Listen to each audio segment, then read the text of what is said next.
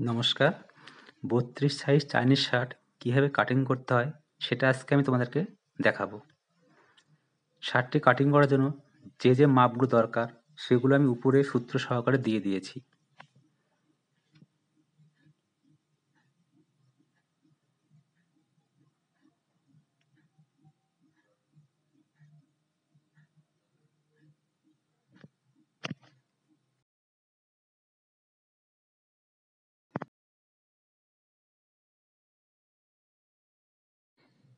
শার্টটি কাটার জন্য একটা কাপড় নিয়ে নিচ্ছি।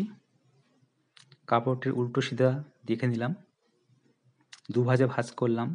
খেয়াল রাখতে হবে কাপড়ের চেরা অংশটা আমার দিকে আর জোড়া অংশটা আমার বিপরীত দিকে, উল্টো সাইডে। কাপড়টির উপরে সমান করে দাগ করে দিলাম।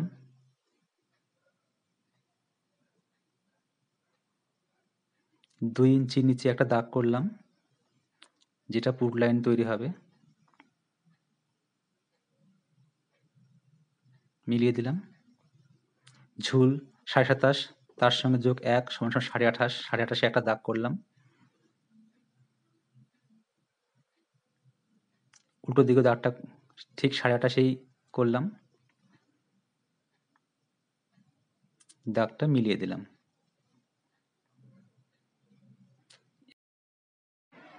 প্লেটের জন্য ১.৫ ইঞ্চি নিয়ে নিচ্ছি, যেখানে বোতাম ঘর বসবে।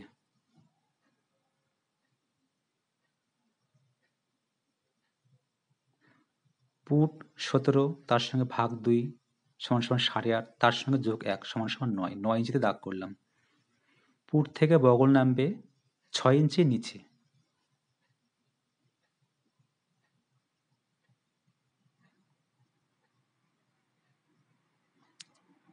এই বগল লাইনটাই ছাতির লাইন তৈরি হবে। ছাতিকে ৪ দিয়ে ভাগ করতে হয়। ছাতি ৩২, তার সঙ্গে ভাগ ৪ = ৮, তার সঙ্গে যোগ ২ = ১০। ৮-এর একটা দাগ করে নিলাম, ১০-এর দাগ করলাম। এই ১০টা যেটা হচ্ছে সেটা নিচেও হবে। ফিটিং শেপ দিয়ে নিচ্ছি। এটা ফিটিং শেপ। আর এইভাবে যদি করতাম তাহলে এটা স্ট্রেট কাট হয়ে যেত। বগলের সঙ্গে পুটটা মিলিয়ে দিলাম। বগল শেপ দিয়ে দিলাম। এবার গলা ৩.৫, গলার সঙ্গে পুটটা মিলিয়ে দিলাম। চাইনিজ শেপ দিয়ে দিলাম। এবার এটা সুন্দর করে কেটে নেব।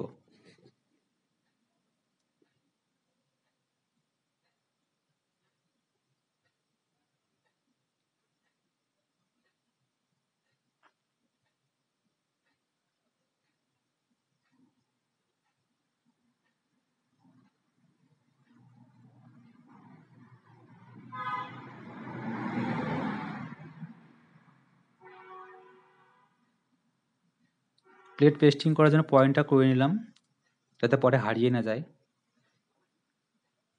উল্টো দিকে দাগ করে দিলাম। এইখানে দুটো পার্ট তৈরি হলো, সামনের দুটো পার্ট। এবার পেছনের পার্ট। পেছনের পার্টের জন্য খেয়াল রাখতে হবে জোড়া অংশটা আমার দিকে আর চেরা অংশটা উল্টো দিকে।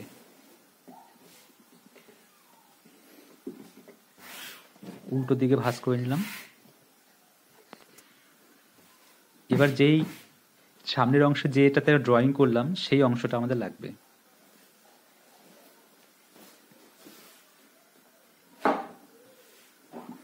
সুন্দর করে বিছিয়ে দিলাম। উপরের দিকে খেয়াল রাখতে হবে পেছনের পার্টটা ২ সুত বাড়তি থাকবে, মানে বেশি থাকবে।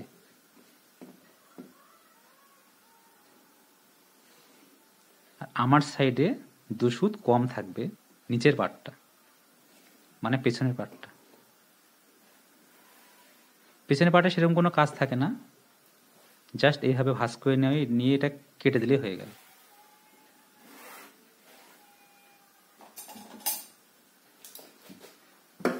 যেখানে কাটবো সেখান থেকে ২ সুত বাড়তি রাখবো, যেহেতু আমার থেকে ২ সুত কম রেখেছি।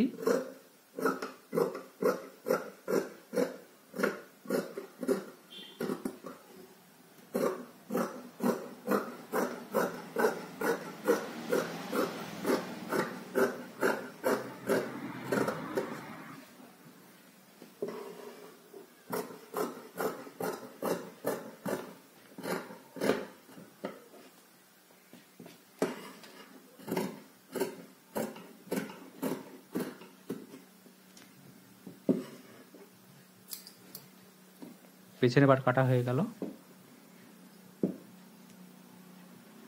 পয়েন্ট করে নিলাম মিডিল। এবার আসবো হাতার কাজে, হাতা কাটিংয়ে। এটাও তাই, দুভাঁজ করে নিচ্ছি। দুভাঁজ 4 পার্ট হবে হাতার ক্ষেত্রে, দুটো হাতা একসঙ্গে কেটে বের হয়ে আসবে। উল্টো দিকে এভাবে ভাঁজ করে নিলাম, জেরাটা আমার দিকে, জোড়াটা উল্টো দিকে। এই ভাঁজটা একটু ক্রস করে যেতে হবে, মোটামুটি উপরে 1.5 ইঞ্চি বাদ রেখে।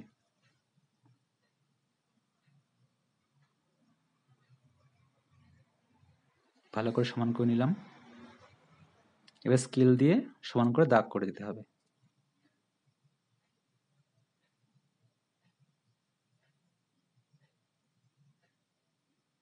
এবার হাতা যা তাই, এর সঙ্গে কোনো যোগ টোগ লাগে না। 24, হাতা 24, 24ই।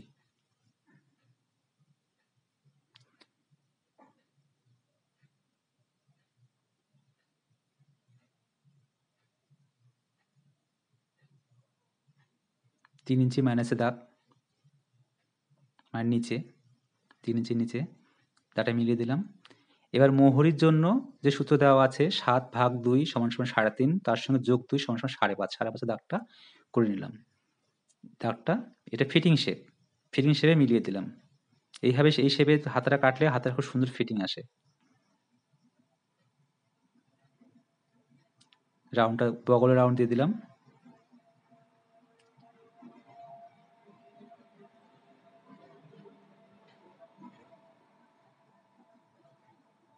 সুন্দর করে কেটে নিতে হবে।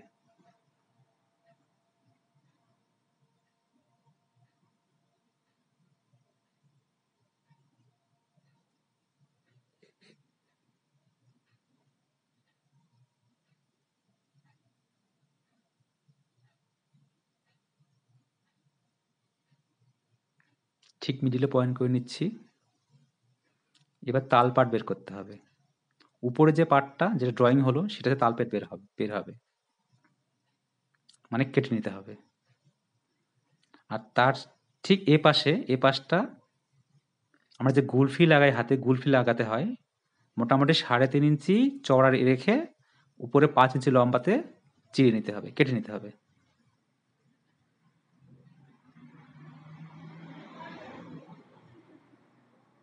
এবার আসবো পাইপিংয়ে। পিঠে যে পাইপিং থাকে ঠিক সেটাকে দুভাঁজ করে নিলাম, উল্টো দিকে 4 ভাঁজ, দুভাঁজ করে নিয়ে 4 ভাঁজ করলাম। এবার এটা 6 ইঞ্চি লম্বা, আর পুট যেটা 9 সে 9 নিচেরটা।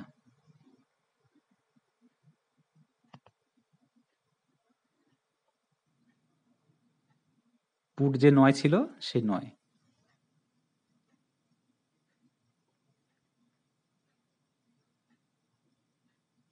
এবার 3.25 গলার জন্য নিচে রাখবো 2.25, 2.25। এবার এটা যে 9 হলো, এইটা ঠিক 1/2 ইঞ্চি বেশি হবে, প্লাস 9.5। দাগটা মিলিয়ে দিলাম।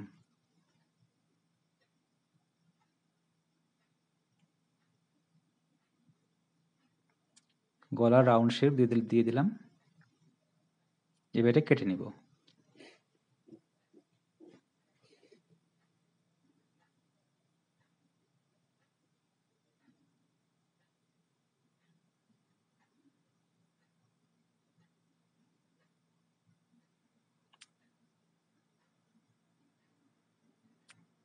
মাঝখান থেকে কেটে 2টা বের করে নেব, 2 খণ্ড তৈরি হবে। হয়ে গেল আমাদের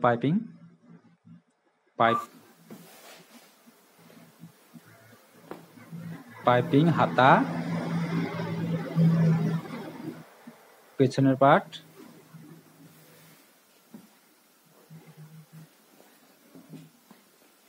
সামনের দুটো অংশ। আজকের ভিডিও এখানে শেষ। সবাই ভালো থেকো।